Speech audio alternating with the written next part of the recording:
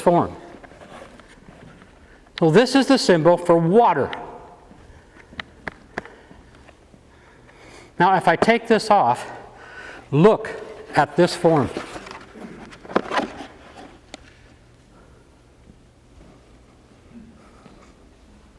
All awful. This is water. What this means is that there's more suction in water than there is in any of the other elements, more than earth or air. There is a suctional force in water that goes into a space that is beyond nothing. This space right here is made by planes, and inside there is a space that's less than a vacuum. So if you bring three vacuums together, what do you have when they overlap?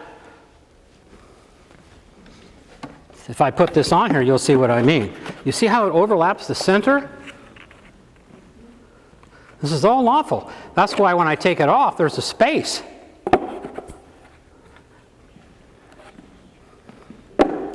Well, there is less than nothing in this point. And this is the first, spiritual representation of suction on the other side that says that in water there is less than nothing. And there is a form. There is a form in here, which I know, that's not based on edges. It's based on planes. How can planes make a form that you can't see? This is the most, I couldn't believe this when I saw this. I couldn't believe it's what it's doing. I couldn't believe it. It's the same as these.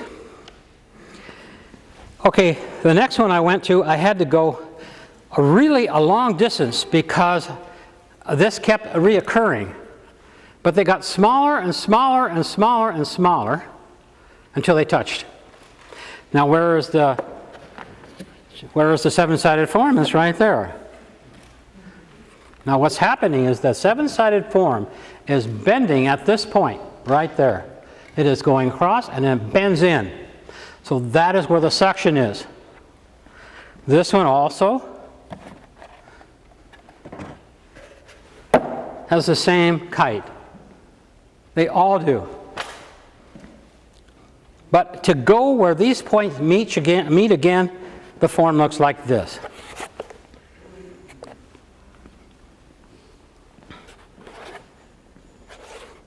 Suction again, except that these planes now touch.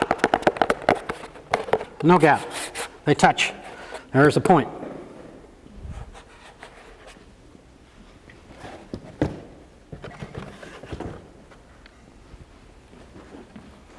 Okay. So if I go on,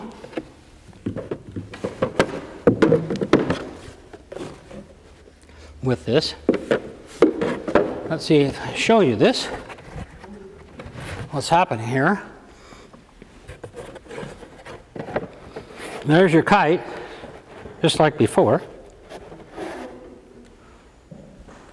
Now this kite point is going into infinity. Let's see if I have the piece that goes there. Maybe I don't.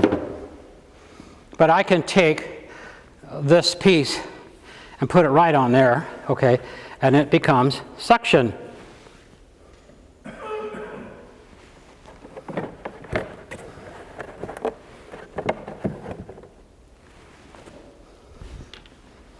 If I continue to go, it looks like this. Same thing, same dihedral. The dihedral is probably more flat though, you see.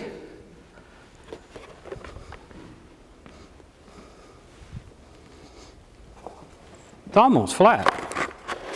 Look.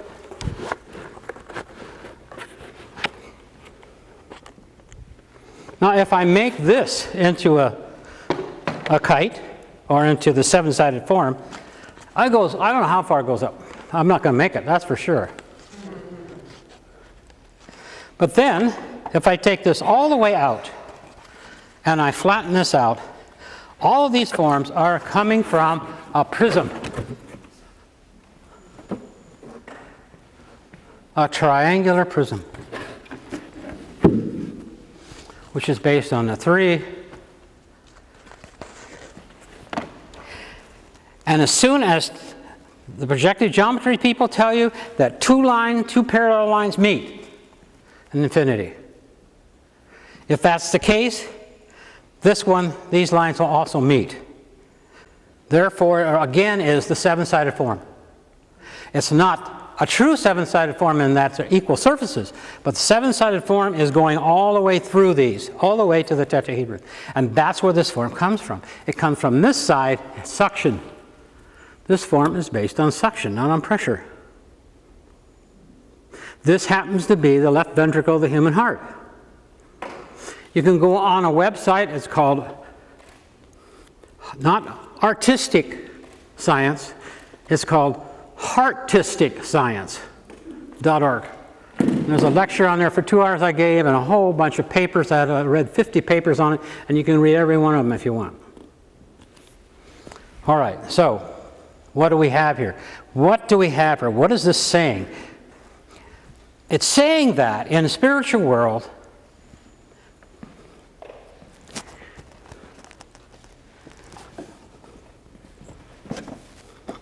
these don't exist.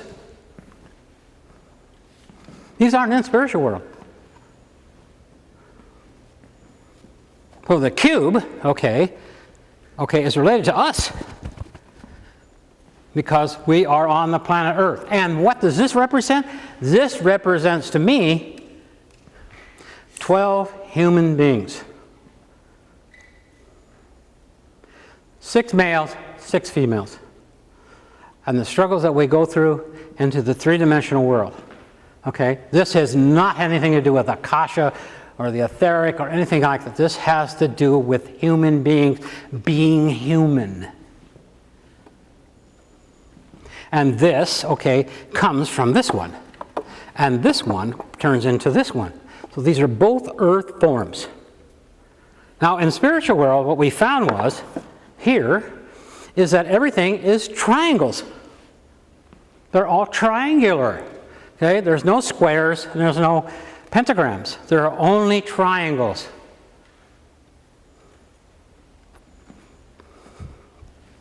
And they're based on dihedros. So, I say that the Rosetta Stone that I have found that goes through all forms is a 7-sided form. Not that one. But it has 7 sides. Even the tetrahedron has 4 7s in it. So, on this side you can see the 7-sided form. On this side you can't, but it's there. Here it is in the octahedron. You can't see it, but it's there. It makes the octahedron. It makes it. But it's not there, you can't see it. But the 7 is still there because there is a spiritual force that's coming into this world, okay, that has a form. Here it is in the icosahedron. The 7-sided form is right there. You can see the kite. There's the kite. There's the other kite and a third kite. And on the bottom, there's the tetrahedron that opened up. But it's gone. You don't see it. On that side, you see it. On this side, you see it. On the expansive side, on the contractive place, you don't see it. It's there.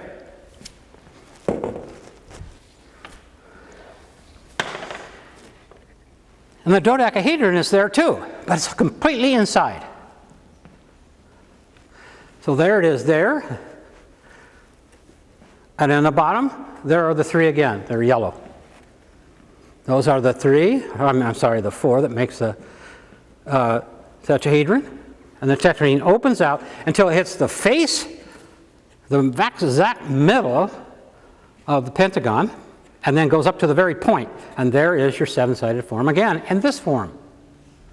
So what this is saying is that this 7-sided form is a structural element on both sides. It's like a skeleton.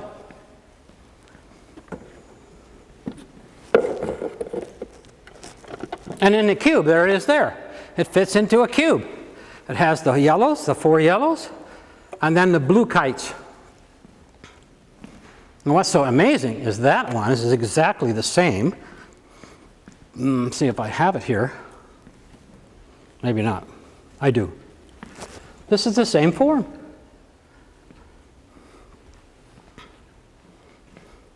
Which has a tetrahedron in it. And an octahedron on the bottom. It fits into a cube. And now here comes the last one, which is the icosahedron. I'm sorry, the tetrahedron. Here's the tetrahedron. There it is. It's in the tetrahedron perfect. Look at it.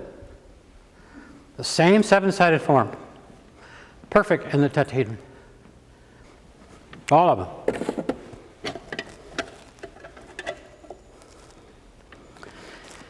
Now we know where this is on this side. We know where this is. It's an opening up. It's between fire and air.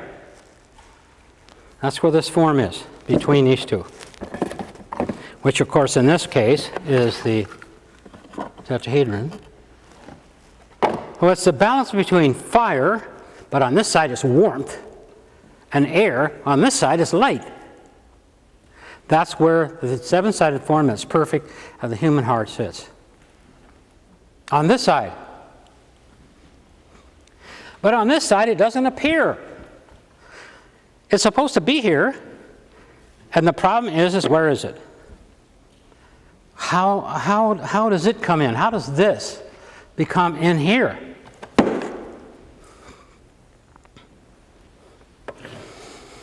It takes a tetrahedron and a cube.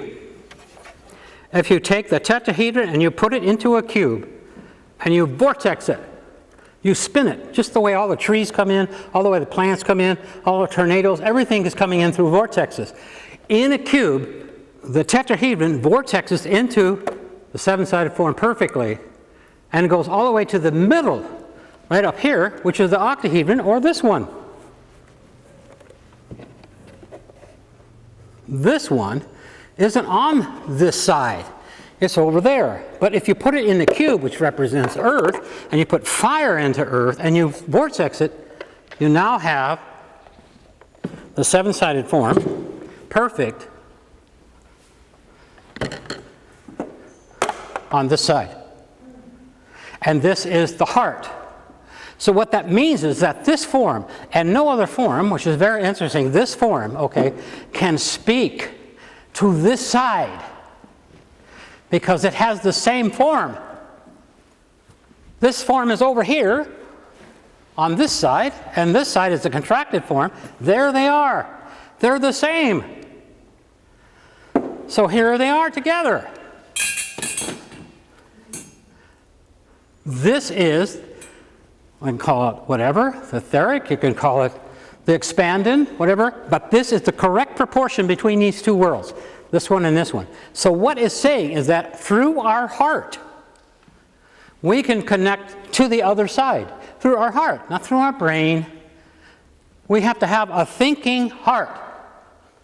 And there's all kinds of stuff about the doctors are saying that there's all kinds of these things and synapses and so forth in the brain, also in the heart. Well, that may be true. I don't know about that. But there is a form.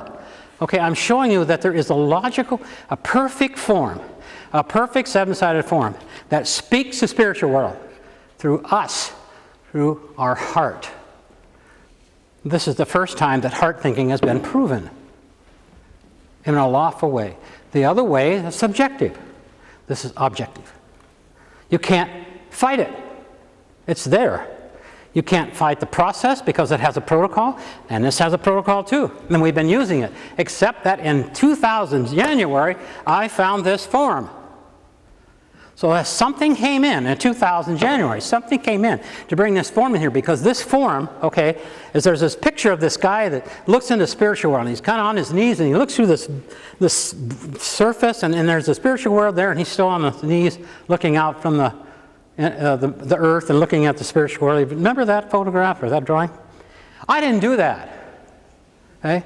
What happened was I was working at my desk and something dropped this on my desk. I said, hey, let's see what you can do with this. Kind of like that. This is coming from the other side. Not from me. It's coming from the other side. And I was assigned this, and I was taught how to do all of this stuff so I could do all of these things. And that's why I came here. I came here to develop this form in such a way that I could understand it and I could explain it to you. And my whole background leads up to, I won my first award, I won for the biggest kite. I'm 10 years old, about this high, and I've got this big kite that's about 16 feet high. My mother couldn't even take it in her car. I had to drag it to school, and I won first prize. But even then, I was 10 years old, I was working with a kite. And then I went into this drawing here and so forth. So that was a background that we all have. We all have this background in us, that we have here something that we can come to do. Now, as far as I'm concerned, there is something happening in 2000, okay, that this happened. Because this has never been here. Never. And that's amazing. It's only 7 sides. But it's absolutely perfect. It's so beautiful. The Goetheanum for 5 years rejected this work. Okay? And then the mathematical section said, no, it is correct. And now they're asking for a $15,000 grant to hire 2 students to work with Oliver Conrad on this form for 6 months. Okay, and they're going to do all the kind of stuff that the mathematicians like to do after something's discovered. But I need that. I need that book. I need that research. It is very, very important. So this is my responsibility to bring this in. And of course, if the anthroposophists do not use this form, other people are going to. They're already started. There are beekeepers already working. There's people in the Philippines. There's even a person putting them on T-shirts. Okay, there are mixers. Okay, the application that this form has is unbelievable. There it is in architecture. Okay? And that drawing on the end there is coming out of the 7-sided form. And that 13-sided star right there, there's 13. Okay, this one here, I'm sorry, this is the 12. Okay, this form is basically what Rudolf Steiner said was an Egyptian initiate. And so I made that 3-dimensional. Here it is. This is that form right here. Because I know how to make things 3-dimensional. There's that form right there, exactly. Because it comes into 3 dimensions from 2 kites. And these 2 kites are 60 degrees opposed to each other. They're coming from 2 kites. So there's a whole new world here because all of these kites were even. All these kites were only 1 kite. There was only 1 kite here, but really, there's a whole new field of using 2 kites and bringing them together. And now if you look at this star, what's amazing is this star here, okay, is basically what you see in the drawing. But then, because of this shape, the other side looks like this. And it looks like the star his shoulders are kind of moving up. It looks like it's maybe in more flight. And if you take both of them, there's a star here and a star here. And I've got my fingers on both the points. You have to ask yourself, do you see both stars at the same time? You see one star, now you see this star, you see this star, you see this star. Can you see them both at the same time? No. This is the kind of meditations that we have to go into because we have to be able to see 2 extremes, okay, that are related at the same time. That's what the heart wants. The heart wants to be able to see 2 views opposing each other, one upside down, one spreading up, one more contracted, at the same time. And that's what that star is giving me. This bell here, I finally had the money to make it. This is the chestahedron in this bell. These are, Angus Gordon bought this. This is, he didn't buy that one. He made one this high. Patricia was at the conference. He recasted it. Well, I guess that's now all right. He is buying bells for all the Waldorf schools in England. that size. This one is sold to a Camp Hill community in New York. This is sold. And